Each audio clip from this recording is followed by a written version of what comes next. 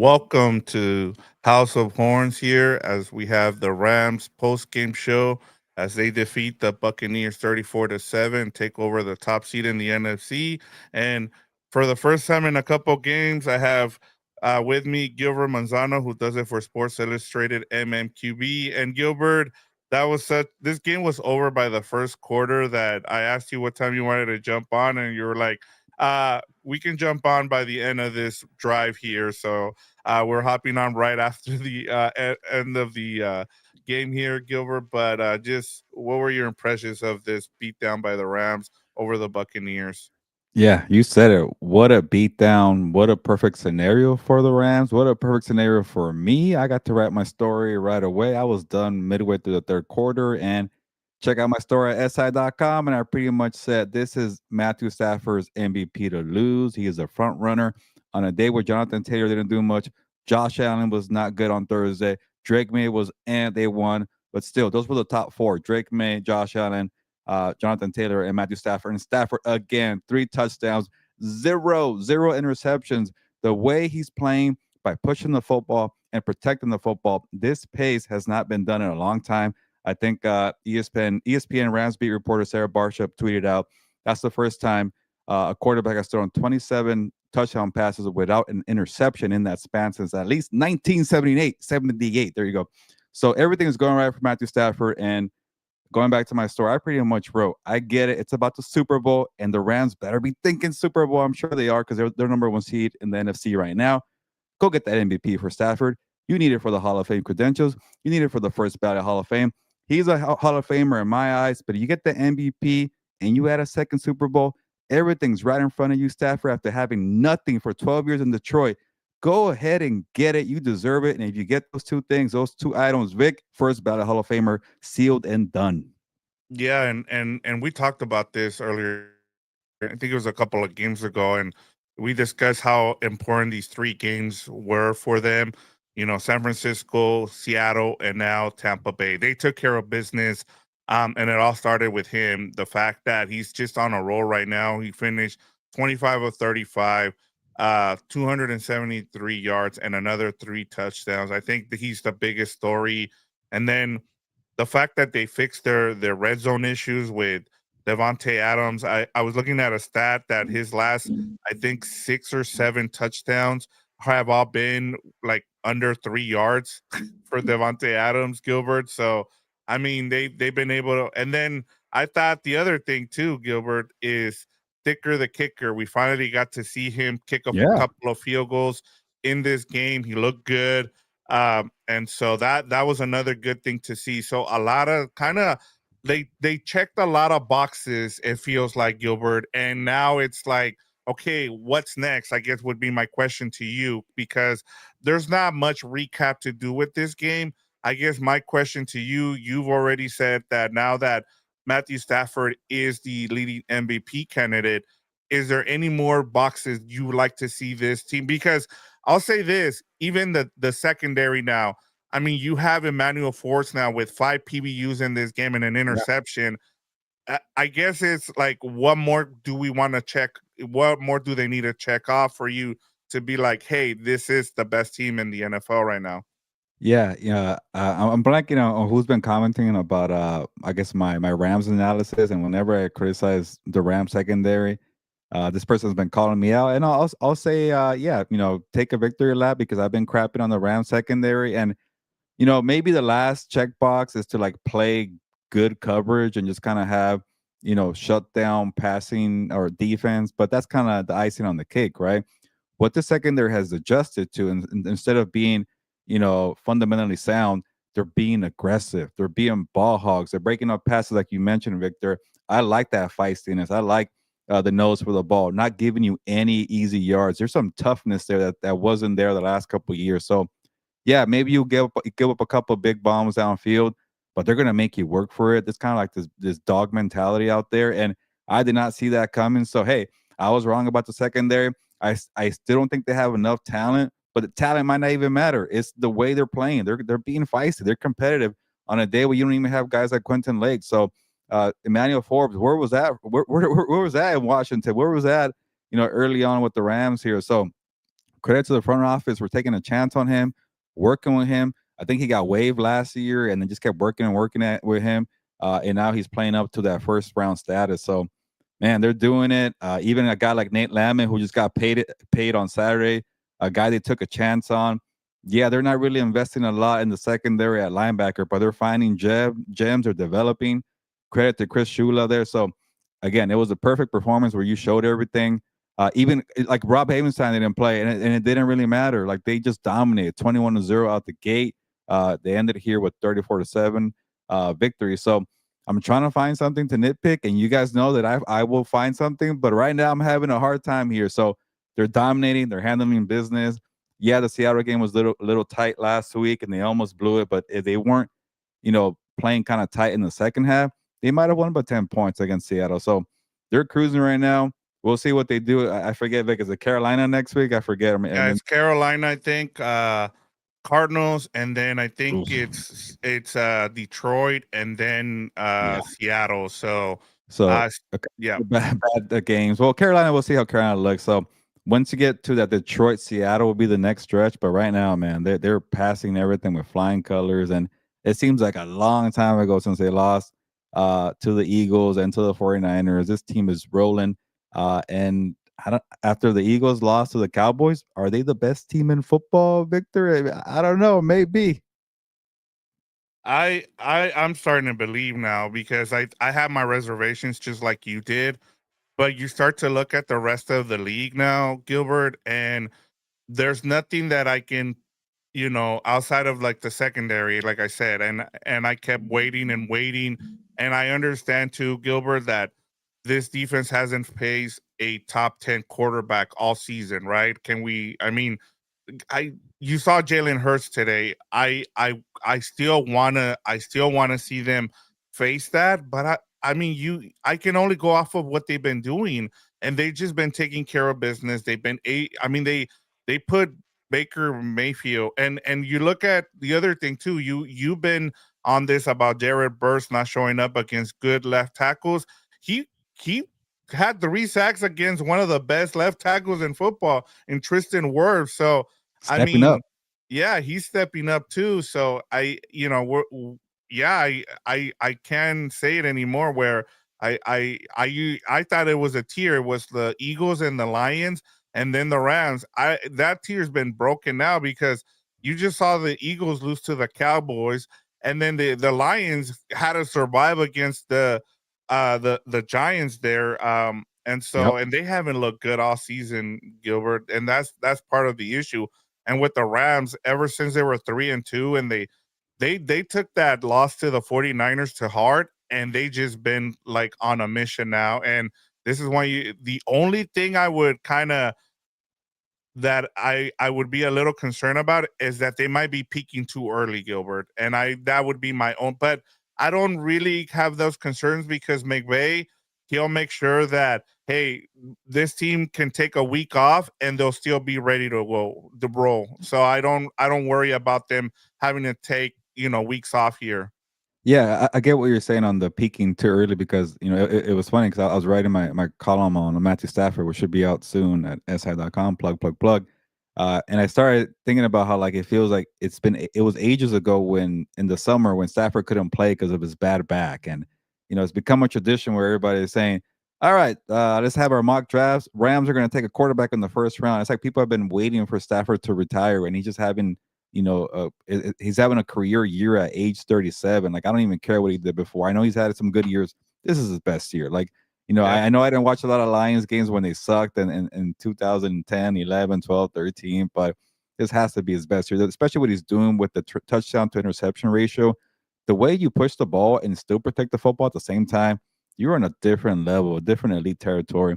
But yeah, the point is, yeah, he had kind of a weird offseason, and I started thinking maybe we were just over making it overblowing the coverage here and overthinking it and saying, you know, him not practicing was to save him for the best football, like when it matters most and in the winter Yeah. months. And it didn't really work out that way for a positive. Like he's been elite every single week. And I started thinking like, oh, like he was supposed to be playing this well in the back end. Like, is that kind of like a small nitpicking problem? Maybe, but I think Stafford could, continue this pace. And it's not like he's really having a lot of work out there. Like they've been dominating teams. Like they're jumping out to big leads, and then you cruise in the second half. So that's the way you save an arm too for a 37-year-old quarterback. And obviously you want to run. Maybe we're gonna nitpick more, run the football a little more. Yeah, But they've been just dominating, and they beat the Seahawks, and now they beat the Buccaneers. And I feel for Baker Mayfield. The way I described them earlier this week on House of Horns, it's like they've been kind of punching above their weight class, and they keep falling behind. And they finally met a contender who's not going to mess around with a little team and just smack them. And he got hurt, and it was just, not even close. And credit to you, Victor. You said it was going to be a blowout. That's exactly what happened here. You went over a high scoring game and freaking 34-7. So you were on it. You called when they're about to be on the verge of a dominant performance. So, maybe it's not a bad thing to be peaking around Thanksgiving. We're almost at Thanksgiving. That's when you want to be at your best. Maybe they'll have a couple, cruise control games, but you never want to be on cruise control after what happened earlier this year. We'll see what the Panthers do against the 49ers, but maybe they're maybe a tough out. And then you get the Cardinals, who are crap, but they're pesky with Jacoby Brissett. So eventually yeah, we'll get to showdown with the Lions, and I think that's going to be another telling sign of how far they've come, because you also I know that it was such a perfect night that we're finding things here. People are going to say, you guys are so negative. Hey, yeah, let us enjoy the victory. But I think the last thing, the box to check, is getting over some of these matches where people have had your number. Like Philly, that one kind of came and went week 3. You couldn't get them. But I think right now, I haven't said this in a long time, and you just said it, Victor. I think they can match with Philly. It's been a long time since I felt that way, because of how physical they are in the secondary, how physical they are with Nate Landman, and obviously you got your studs on up top in the front there. So, but the other one is the Lions. They've had their number, and I think it would be kind of fitting if Stafford has an amazing performance in a couple of weeks from now to pretty much lock up the MVP against his former team. That would be pretty ironic and fitting. So, yeah, if you could show that you could dominate the Lions, watch out, because these are probably the two teams who are kind of been in their way. Also, the Packers too, Vic, have been kind of in the way of the Rams. So those three teams have had their numbers. So you want to have your best, and you want to get the number 1 seed. So I'm not worried about them, peaking per se, because you want to lock up the number 1 seed. Imagine having a deal with Green Bay or Philly or Detroit, and they're coming to SoFi Stadium. That's going to be a big benefit. So go get that number 1 seed. Go get Stafford the MVP, and go get a second Super Bowl with Stafford. So it's right there in front of them. yeah. And I'm with you. I've been saying that it was crucial for the Rams to get the number 1 seed. I think, especially with the schedule, that we knew that it was going to be easier this season just because of what they had in front of them with the AFC South and the NFC South. So you got to take care of business. Uh, and especially with the top teams kind of faltering in front of you now.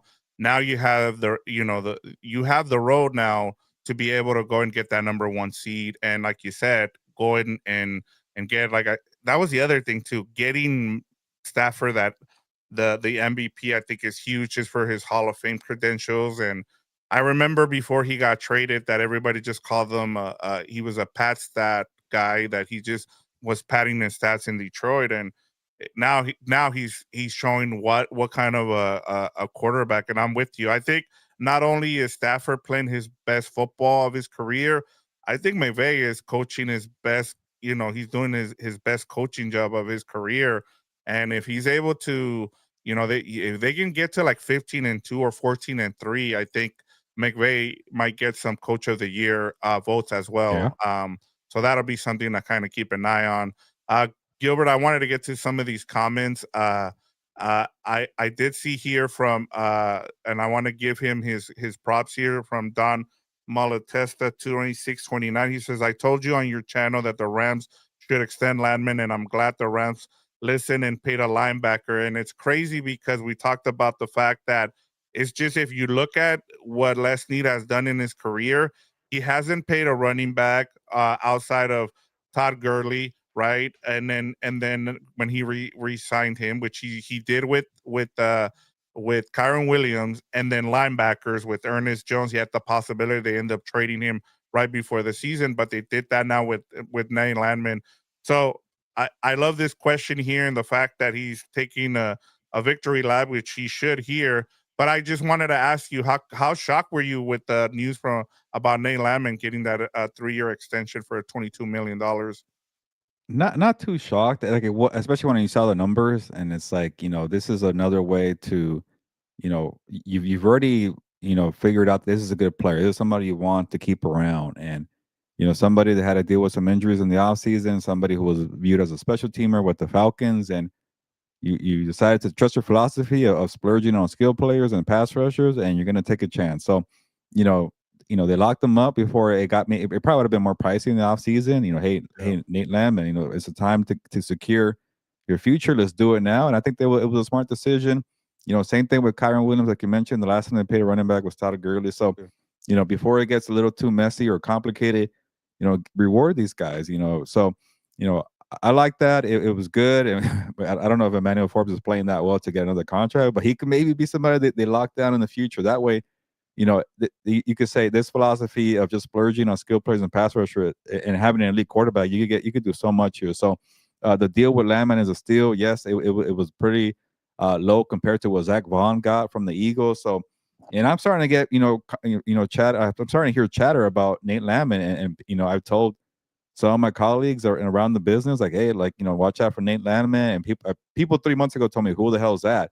And now it's like, hey, Nate Landman guy is pretty good. I'm like, I told you, and people don't want to give me credit for that. Victor, you're on it a little Yeah. earlier than I have, Yeah. than I was, but you could tell right away in camp. You could tell in preseason this guy is good. And yeah, he's not the perfect linebacker, but again, I like the physicalness he plays with. Nose for the ball, downhill runner, kind of a throwback player. And again, if you don't have too much of like an all pro talent or a Pro Bowl talent, you want to be physical. You want to make your presence felt out there. And I think it's rubbing off on the secondary. And that's something that I've been liking.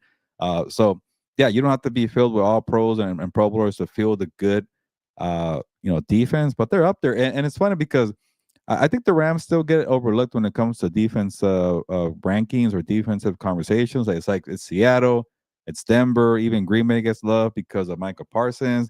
People are suddenly remembered about Houston. Now they're getting a lot of love, but the Rams are right there too. I know I give the Seahawks crap for not having like a bunch of all pros, like say Houston or Green Bay or Denver.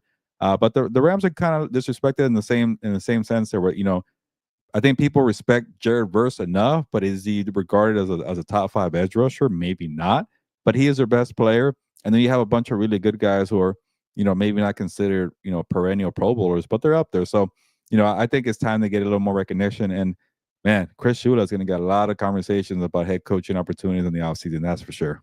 Oh yeah, he's going to be up there for a lot of the head coaching that we'll see. But I wanted to get to it because I thought we couldn't find a lot of negativity here, but it's good to see that Ah, a lot of comments here. Here we go. Master Lex 34, which I think he changed his name here.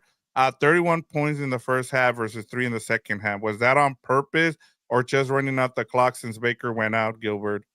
yeah. After you saw Baker out and the big lead, you want to get out healthy. And I get that you want to maybe pad some stats a little bit, but you don't need that. Everybody's been eating in this offense. Stafford has not been just focusing on Puka like he was in the first month. He's been giving Devontae his touchdowns. Kobe Parkinson, I think I saw it's a career high in touchdowns. He has 3. 3. Yep. So getting 3 is a lot. Everybody's getting involved here. So that's an extra nitpick right there. But to me, it's fine. They still won 34-7. And they keep on. Here's our guy Delbert. In your opinion, do they think some of the offensive players should have been pulled early? So he's asking, should they Yeah, have pulled some of the starters out of this game early? I think so. Maybe a little earlier than I don't even think Jimmy G made it out there, or did he? I forget. I didn't see him. They Maybe just just to ran do the ball at meals. the end there. Okay. So maybe that's what they didn't do it. They sense that they could just run the football and they'll be okay.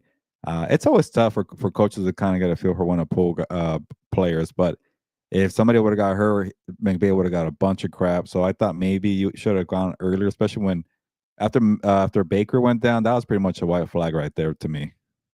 Yeah, I think this game was over by the after the first quarter. So I kind of understand, like, hey, go in and take them out in the fourth quarter. But at the same time, when you're trying to when you're trying to go after the MVP, I was kind of thinking maybe McVay wants him to, but that wasn't the case because they just ran the ball in the fourth quarter, so it wasn't about that. Q the Fade says, "Is there a reason at halftime that the Rams are completely overshadowed on the halftime report?"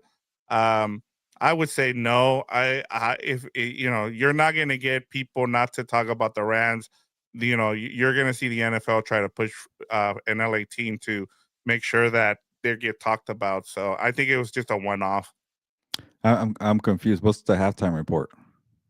Well, it's kind of like, do you hear or like, you know, today's halftime report was more about the Cowboys and some of the other teams and stuff like that. So I Oh, think like that's where Q the Fade is talking about. it doesn't help that the Rams are playing late too. Like you can't really do Yeah. like you can't package a highlight reel and talk or a segment when these guys are still playing. But uh I get it. The Cowboys get more love. The Eagles get more love. Obviously, the team with Josh Allen gets more love, and the Chiefs are gonna get a bunch of love this week. Obviously, so uh, I think having Stafford in the MVP conversation is gonna help. Even Drake May got a bunch of attention because Stephen A. Smith and Cam Newton. Oh, what a debacle that was! But uh, Yeah. yeah, maybe it's okay not to be in the spotlight here. Just keep handling business, Yeah. and keep pushing Stafford for the MVP campaign. But I think it's going to be a lot of talk about the Rams being the number one team in the NFL. I think they got some love last week after beating Seattle.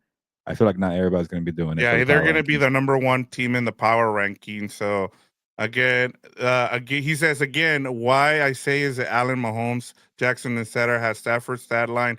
I'd be Yeah. reverse glazing. So Well, I well, yeah, I was gonna say, like, I'm glad you brought that up because I was talking again in my column. It's like, and I've mentioned this to you, Victor. Where like a lot of times, and you've said this before, a lot of times the easy way to figure out who's a Hall of Famer if you're regarded as the best of your position for like a good amount of years. And Stafford was never viewed that way, especially in Detroit. Like the way I was thinking about his years in Detroit, and sorry if you're a Chargers fan, but it's kind of like the Justin Herbert conversation, where like he's super talented, it's doesn't really win in the playoffs. Not really his fault for the surroundings. So like you get a pass. And like with each passing year, he goes from like fifth, sixth, seven, eight, nine, and then you get forgotten. And that's what happened until you got with the Rams.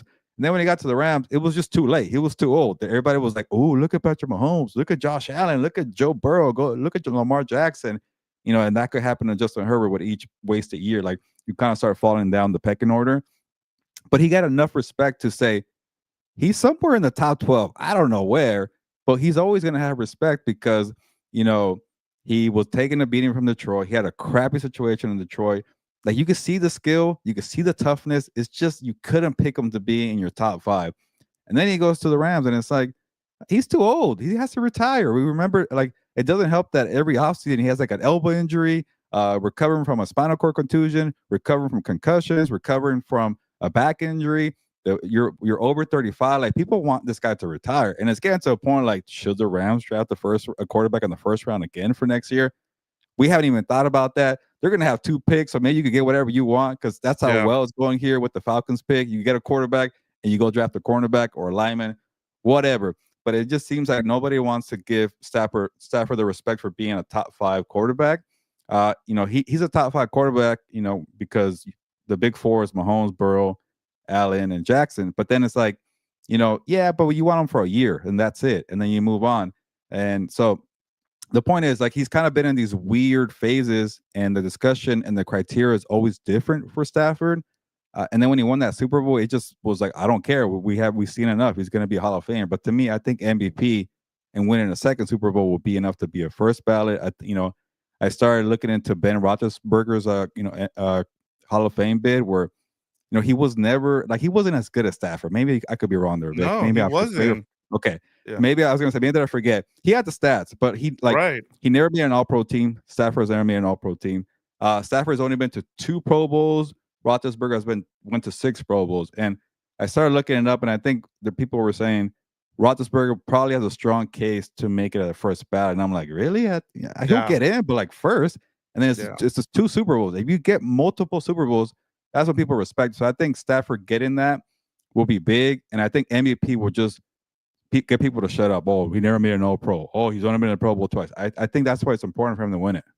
Yeah, and you talked about, I mean, Kurt Warner got, I think he was a first ballot, right? Like, but he won the MVP and he won a Super Bowl, so that he Yeah, was at least a top couple checks there. of the league. I think he And won I think MVP part, twice. yeah, and I talked about this last year, Gilbert, when I kind of went on my little rant with Matthew Stafford, and I'm like, he's got he had at one point the leader in yardage in Megatron. Then he had the rookie with the most yards in Puka. Like he's been able to have a lot of these guys be able to have record performance, and so I think for me that's a big deal too. Like to add to the resume, I just thought like when we talked about him a couple weeks ago, I thought it was important for him to get an MVP vote. Now this is certain. It's certain that he'll get an MVP vote. Now it's about winning it. But I wanted to get to one more question here before we go, Gilbert.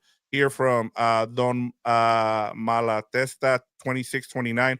Do you feel better about Dicker the kicker, even though he did not kick under pressure? Uh, I do because he's finally went from just kicking extra points to kicking field goals. So that's all going to calm the nerves when you get to more pressure situations when you get into a one score game. So obviously you want to see them do it, but they're on the right path, like on the right track. Everything this team has done the past month, they've I know it took a while for special teams, but even that decision to go with a different long snapper, go with a new kicker, that's working out too. Whatever they did in the secondary is working out too. Whatever they did to fix the offensive line is working out too. Whatever they did to adjust without Puka Nakua for a while, it's working out too. I like cue the fade. He does look like a right-legged Seabass 2.0. I'll say that. I looked at him today. I'm like, he reminds me of somebody. I couldn't, but you're right. He kind of does look like a right Here, Vic, footed. let me. I gotta step away real quick. If you want to get Yeah, to the comments, I'll try to come back real quick. If you're yeah, still here, then I'll yeah, join you. But I'll yeah. be I back got you. soon. Hold on. Let me do this. You're good. Go ahead. All right, thank you, sir. All right. All right, guys, you have me here for a little bit until we see if Gilbert comes back. But I want to get to these comments. You guys have been awesome. So if you have any questions, give me your takeaways as well. I want to get to those. I love the fact that everybody here is on the comments. We jumped on early, so I have a little bit of time. I'm not going anywhere till like 9 o'clock. So you have me for another 14 minutes here. So we're gonna take advantage of this. If Gilbert comes back, he comes back either way. But um, it says here, let me get to some of these comments. Let me start from the top here, and then we'll work our way down. And if you, like I said, if you have anything you want, any questions, I'll answer them for you here as best I can. But it was a great win. Like I said, these 3 games showed a lot for me, and that's why I wanted to ask Gilbert about whether or not was there anything else left for us to kind of talk about in terms of a checklist for the Rams. Is there like for you guys? And I think that's going to be our question on Wednesday's show for the preview show against the Panthers is there a checklist left? Like, have they checked everything that you want to see for this team to go on a Super Bowl run? We've been critical about the secondary. We still have question marks about the secondary. So I've had those still, but today showed me a lot, especially with the way Emmanuel Force is playing. Darius Williams has played well. A lot of the secondary is really stepping up. I think the thing I really love about this defense is their tackling ability. Like they swarm to the ball. They'll let you catch the ball in front of them, but they like to swarm and tackle. And I thought that's a big thing with this Chris Shula defense. And so that's been something that we wanted to see. But if there's anything left that you guys still want to see from this team before you're like, hey, they have the team to go and make a Super Bowl run, that would be real. That would be something that we want to hear from you guys. But as of Gilbert, he said, "Hey, I think they've answered the call here, especially with these 3 straight wins." So, it'll my only thing is I would like to see them play like at least one top 5 quarterback. See, like, and somebody brought up a great point earlier that I want to get to is they still have issues with quarterbacks, and this is JK Alabama 11K said we need to be better versus running quarterbacks, but it's a good win. And I think that's another one. You saw Jalen Hurts be able to run the ball on them. I thought today was going to be a good test with Baker Mayfield being able to run the ball, especially when he gets out, but he paid the price in this game. And that's the other thing that I've really liked about this defense is they will punish you. They are a super physical team on defense, and they just like to smash on offenses. So that was another thing. I felt like I don't know if you guys saw the game or any of the game that the Seattle Seahawks had against Tennessee.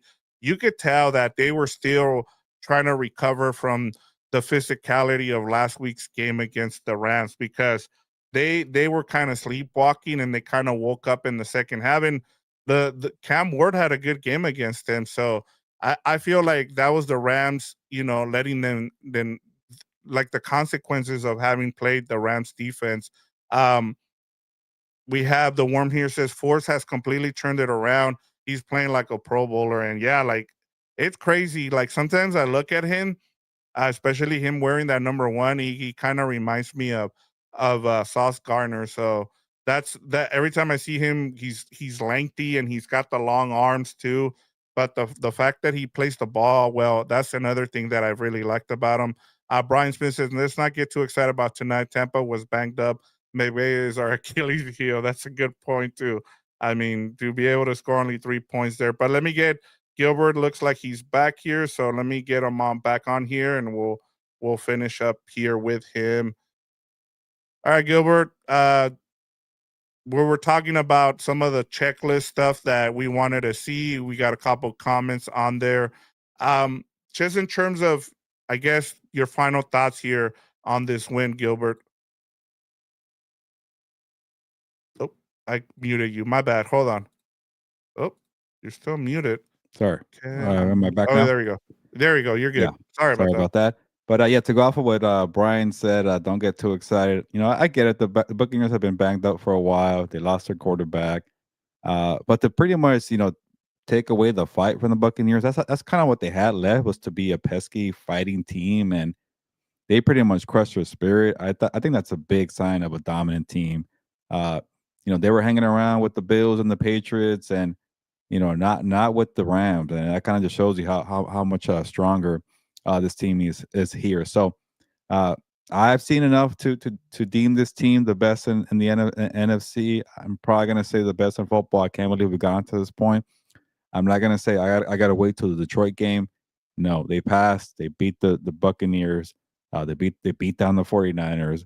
They beat the Seahawks. So to me, they're right there. They're right on track. They're peaking. I don't know about too early, but we'll find out soon. Yeah, and to cue the face says the D line chemistry is growing. Being together and not piecing together as the Eagles and Howie Roseman has showed a drastic contrast in the fluidity of the stunts and that they had against the Bucks O line fluster. So yeah, that's a good point by you. I think that the D line being able to grow with their chemistry. Um, I thought one of the guys that they lost in oh God, what is his name? The guy that went to the Bills, Michael Michael Hoyt. Hoyt. Yeah, I thought they might miss him, but they just they've been able to just play well, and I thought bringing in Landman and bringing in what's his name, the D tackle from the Chargers, Una. who I haven't even heard a lot of his a lot from him. That tells you that they've been able to stop the run, Gilbert. Yeah, no, Puna Ford has Poona been Ford. a solid addition, and they're all just kind of playing sound football. And eventually, when the games get tighter and closer, you want to see what Jared Verse did and Kobe Turner did. These are probably the two big, the, I shouldn't say two big names, but probably their two best players in the front. I want to see more from Braden Fisk, and Byron Young has kind of cooled off a bit from a hot start. But now we're getting to postseason like football, the final stretch, the number one seed contention.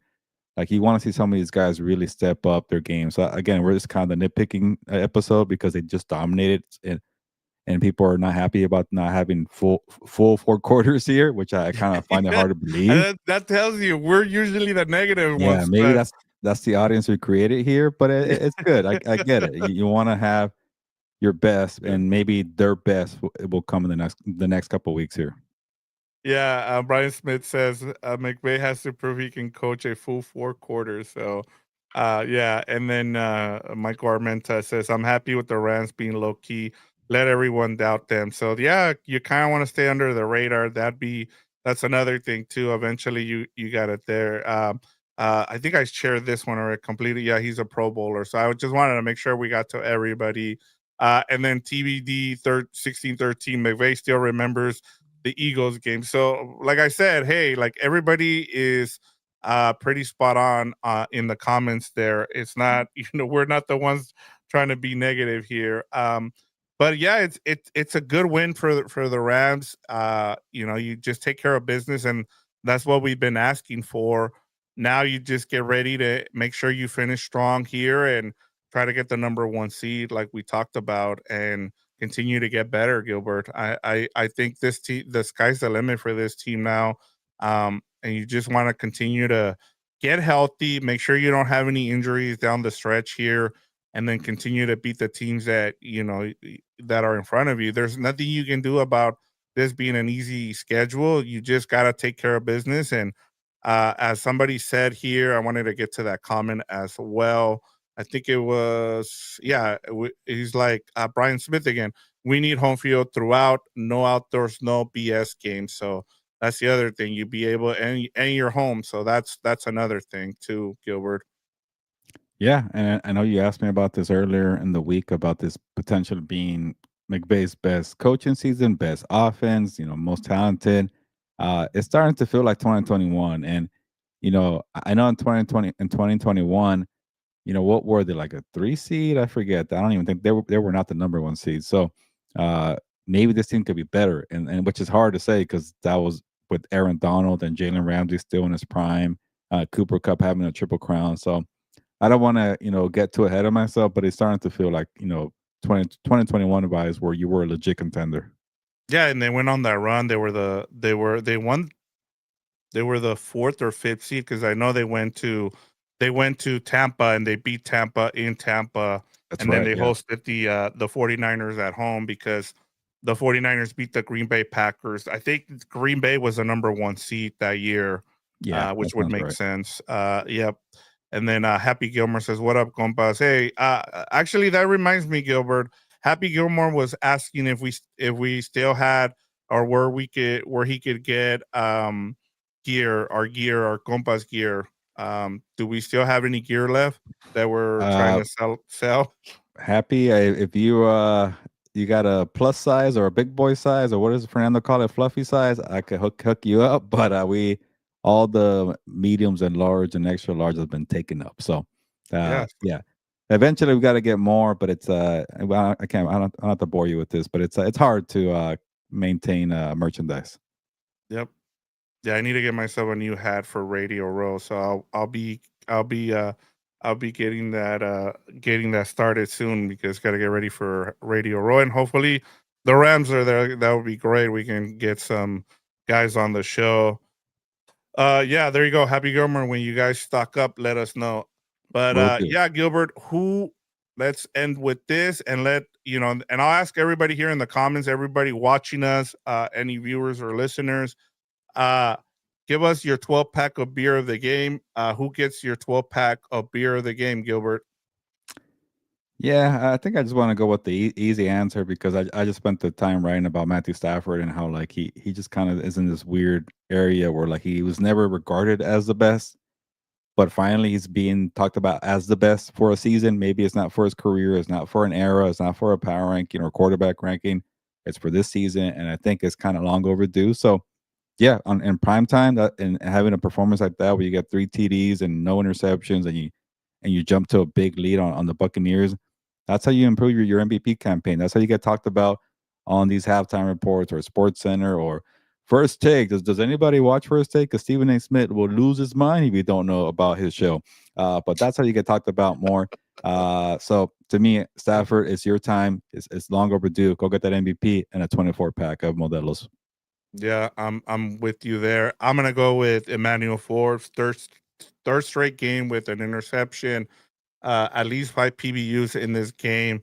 He's what they needed at the cornerback position, and so I'm just glad that he's showing out. I think it's about a year ago that he got cut from the Washington Commanders, and so it's good to see that he's doing well. And so we'll see. Hopefully he continues to play well. But I wanted to get Bryce Smith said he's going with Stafford, and he said Gilbert is my brother from another mother. We think There you alike. go. So You get they- a drink too. Go and have yeah, yourself a 12 pack on me, Brian. yeah, there you go. All right, Gilbert. So another win for the Rams here. They improved. I think they're 9-2 now. Yep. They're number one in the end. They're the number one seed as of now. In the NFC, the number one team.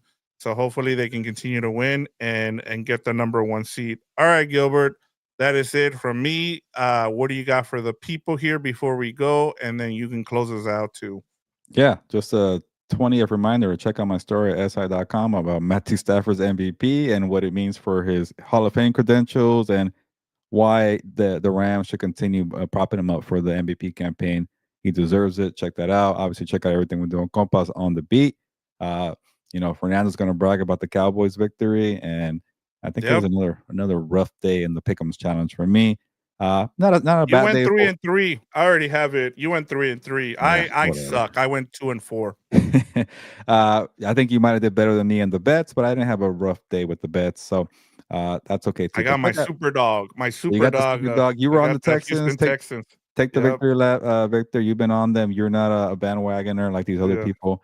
But yeah, another eventful NFL week, and we're gonna cover everything on Compas on the Beat. Check out Lunes Live.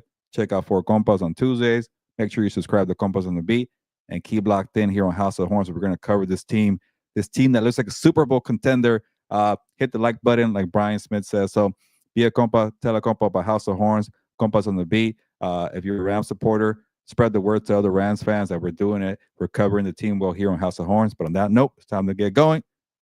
One more comment here. Horns up. Great show. Thank you. Shout out to you, Master Lex 34. Time to get going on that note. Ya nos vamos. Pues, vámonos.